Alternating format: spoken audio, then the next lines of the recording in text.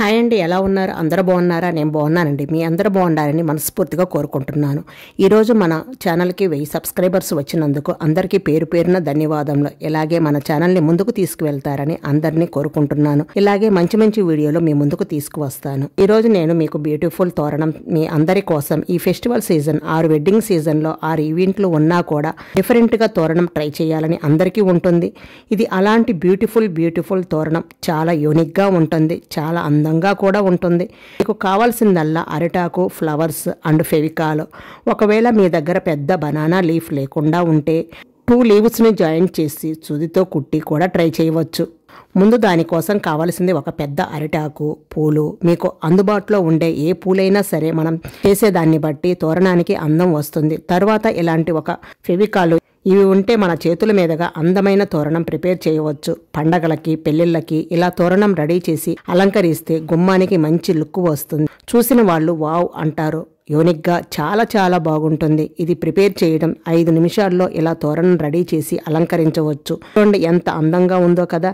మరి లేట్ చేయకుండా beautiful banana leaf తోరణం ఎలా రెడీ చేయాలో ఇప్పుడు చూసేద్దాం రండి. ఫస్ట్ టైం మన ఛానల్ని చూస్తున్నట్లయితే సబ్స్క్రైబ్ కూడా చేసుకోండి. ఇలా ఒక పెద్ద బనానాని తీసుకోండి, అంటే మీ గుమ్మానికి సరిపోయే బనానా లీఫ్ని తీసుకోండి. ఒకవేళ అంత పెద్దగా లేదనుకోండి, ఒకదానికొకటి జాయింట్ చేయండి, సరిపోతుంది. ఇలా బనానా లీఫ్ని మధ్యకు కట్ చేసుకోండి. అప్పుడు మనకి 2 పెద్ద లీవ్స్ వస్తాయి. ఈ గుమ్మానికి సరిపోయేంత బనానా లీవ్స్ని ఉంచుకొని మిగతాది పక్కన పెట్టేసేయండి. సరిపోలేదు అనుకోండి, కట్ చేసి ముక్కను జాయింట్ చేయండి, సరిపోతుంది. ఇలా కట్ చేసిన తర్వాత ఇప్పుడు గమ్ తీసుకొని ఇలా వీడియోలో చూపిస్తున్నట్లుగా గమ్ రాయాలి. అంటే ట్రయాంగిల్ షేప్లో జిగ్జాగ్గా గమ్ అప్లై చేయండి.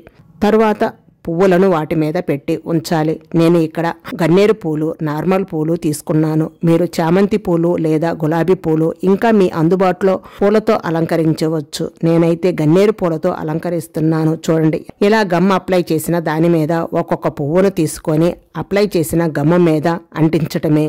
ఇలా ఒక్కొక్క బంచెస్కి గమ్ అప్లై చేసుకుంటూ ఫ్లవర్స్ అంటించుకోవాలి. ఇలాగే ఈ చివర నుంచి ఆ చివరి వరకు గమ్ అప్లై చేసుకుంటూ పువ్వులను అంటించుకుంటూ ఉండాలి.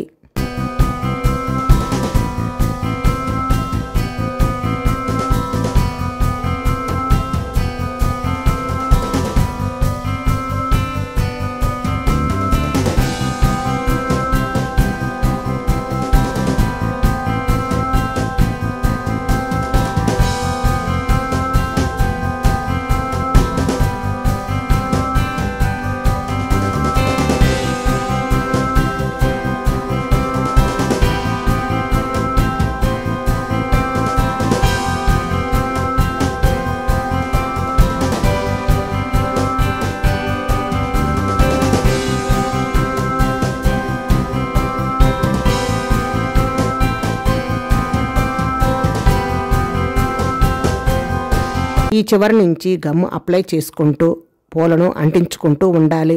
1 by 1 బంచెస్ అంటించుకోవాలి. చూడండి, ఇక్కడ అన్ని బంచెస్ అంటించేసాను. ఎంత బాగుందో కదా.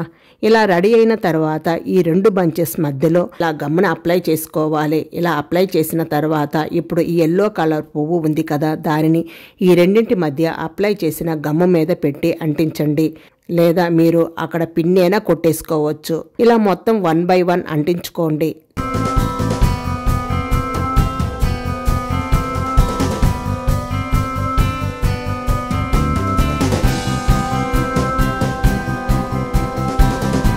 చూడండి ఎంత అందంగా ఉందో కదా.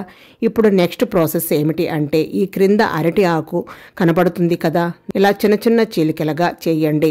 వీడియోలో చూపిస్తున్నట్లుగా ఇలా చీలికలుగా చేసుకోండి. అరటి ఆకు మొత్తం ఇలా చీలికలుగా చేసుకోవాలి. చూడండి, అరటి ఆకు మొత్తం ఇలా కట్ చేసుకున్నాను. చూశారు కదా.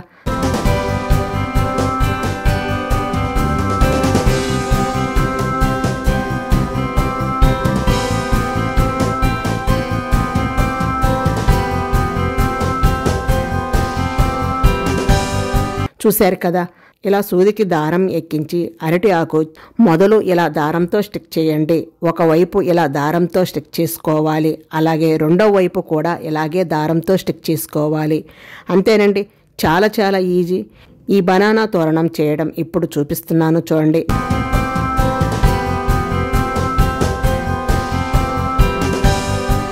నేను దేవుడికి గుమ్మానికి ఇచ్చి పెట్టి చూపిస్తున్నాను. చూడండి ఎంత అందంగా ఉందో కదా. మీరు మెయిన్ డోర్కి పెట్టుకుంటే ఇంకా అందంగా ఉంటుంది. మా మెయిన్ డోర్కి నెట్ ఉంటుంది, అందుకే మెయిన్ డోర్కి పెట్టి చూపించలేకపోయాను. అందుకే దేవుడి గదికి పెట్టి చూపిస్తున్నాను. చూశారు కదా, చాలా అంటే చాలా యూనిక్గా బ్యూటిఫుల్గా ఉంది కదా ఈ బనానా తోరణం.